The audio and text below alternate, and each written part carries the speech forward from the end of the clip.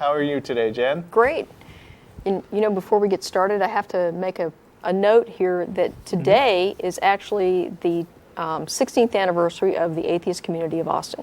Fantastic. So 16 years ago today, the ACA was recognized by the state of Texas as a 501c3 educational organization. So happy birthday, ACA. Okay, and thank you, Kellen, for starting it. That's right, yes. Wherever you are. Yeah. So if you're interested in starting your own atheist community wherever you live, please take a look at our history. It's on our website. Give you some ideas about how to start an atheist community where you live.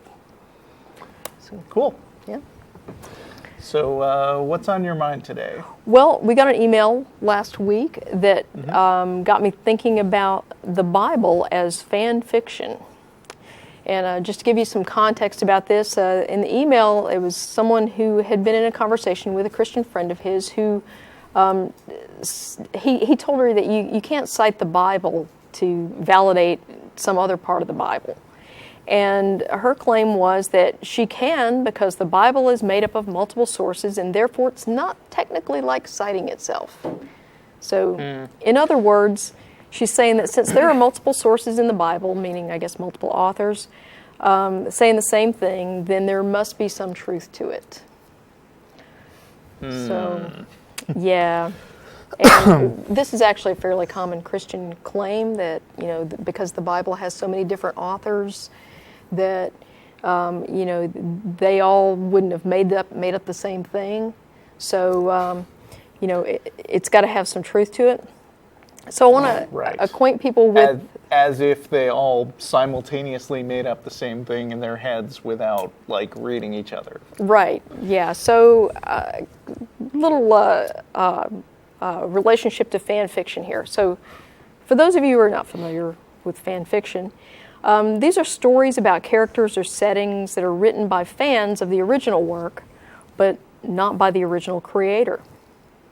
So in fan fiction, we've got basically this canonical fictional universe that other people are contributing to. So they write stories about the same characters, the same places, the same settings, and they give their interpretation of it.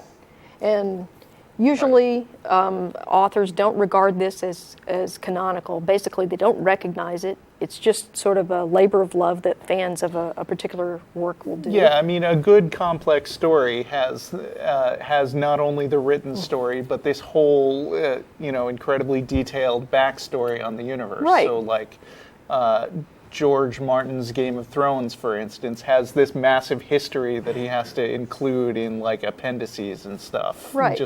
Just so you know what the characters are talking about. And so other people who are not George Martin are, sometimes take it upon themselves to go and just write stuff for the internet to read that exactly. also takes place there. And that's typically what happens.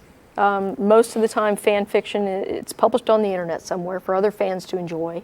And I think for a lot of the fans who contribute to it, it's sort of a cathartic exercise to get their stories out, how they would like, these characters to interact or the story to go. And some authors are more cool with this than others are. Exactly. And the example that I used in this email in responding to this was Anne McCaffrey. She's the author of the Dragon Riders of Pern stories. And in this story, you've got the dragons and their riders, and it's this mythical planet Pern, and there's this threat, this parasitic thread that comes down as their main threat, and the dragon riders fight the thread with fire. So these are fire-breathing dragons. They fight this thread. And McCaffrey actually has co-authored stories within the Pern universe with other authors. So she has specifically authorized other authors to write in her universe. And in particular, she gave her son, Todd McCaffrey, and her daughter-in-law permission to write in that universe after her death. So in this case, she's taken essentially some what you might consider fan fiction, and she's brought it from the non-canonical, strictly fan fiction part into the canonical universe there. And that kind of brings us to what happened with the Bible, and why is it so much like fan fiction?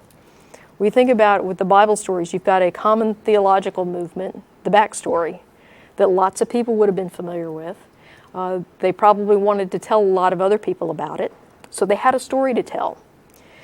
And in a lot of cases, these authors were writing to a specific demographic. There was a specific population of people that they wanted to tell, and they wanted to emphasize a specific part of the story. And we see this in the different Gospels. And then you had some further filtering that occurred during the canonization process, where basically you had committees of people, officially and unofficially, who adopted some parts as canonical and others as non-canonical. Right, the Council of Nicaea, for instance. Yes. Fourth century or so, Yeah. threw out a bunch of books which could have potentially made it into the Bible, but they were like, this doesn't really hang together. So it's really kind of like a compendium of stories that are sort of edited by one guy. I think Isaac Asimov used to do a lot of those.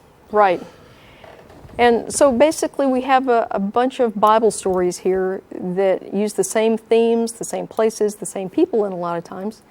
But that's not an indication that the work was divinely inspired. And in fact, you see a lot of the hallmarks of fan fiction in this because they get different details wrong, or they disagree on different details. That is very common in fan fiction. I mean, in a sense, the whole New Testament is kind of fan fiction playing off the Old Testament. Right. I mean, obviously, the Old Testament at that point had been around hundreds of years. Right.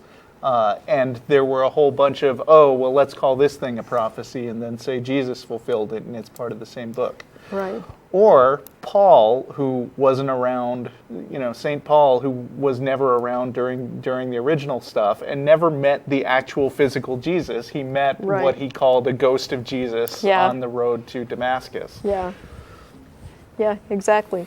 But anyway, the idea that you've got all these stories in the Bible and they, in some places anyway, tell a coherent story, that's a pretty unremarkable thing. In fact, it's one of the most unremarkable things you can think of because as humans, we're storytellers. It's what we do. It's one of the things that defines us as humans. So, why would we not have a book like that tells stories? Right. It's fan fiction.